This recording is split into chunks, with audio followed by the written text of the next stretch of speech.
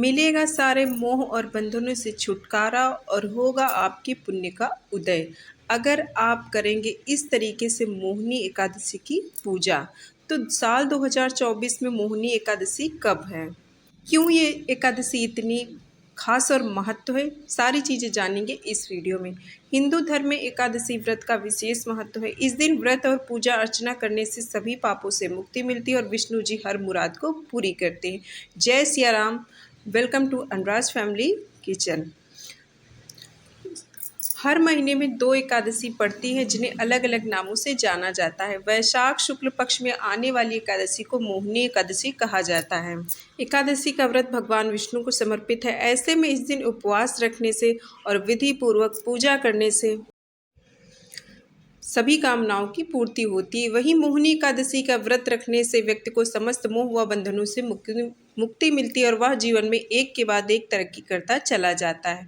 तो आइए जान लेते हैं कि साल 2024 में मोहिनी एकादशी का व्रत कब रखा जाएगा, क्या है शुभ मुहूर्त और किस तरीके से आपको पूजा करनी है, क्या करना है क्या नहीं करना है।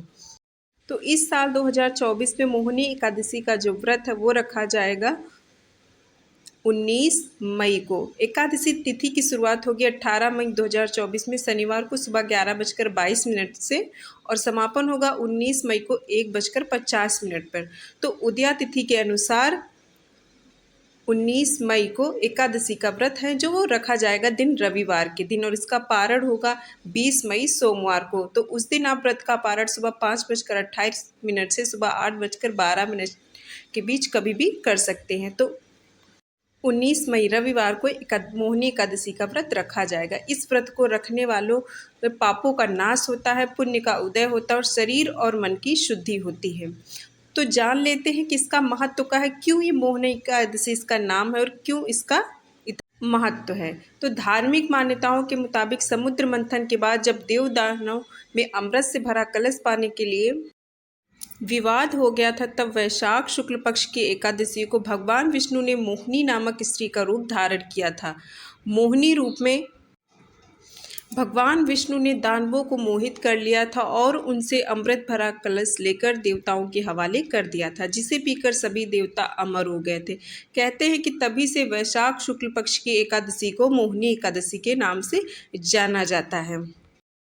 तो अब जान लेते हैं कि एकादशी के दिन आपको किन बातों का ध्यान रखना चाहिए। तो सबसे महत्वपूर्ण बात होती है कि एकादशी में आपको भगवान विष्णु के साथ साथ तुलसी माता की भी पूजा करनी होती है, माँ लक्ष्मी की भी। तो एकादशी के दिन आप तुलसी के पत्ते कभी भी ना तोड़े, आप पहले ही एक दिन पहले तोड़ कर रख ले और भगवान के भोग में तुलसी के पत्तों को जरूर समर्पित करें, बिना उनके भोग अधूरा माना जाता है।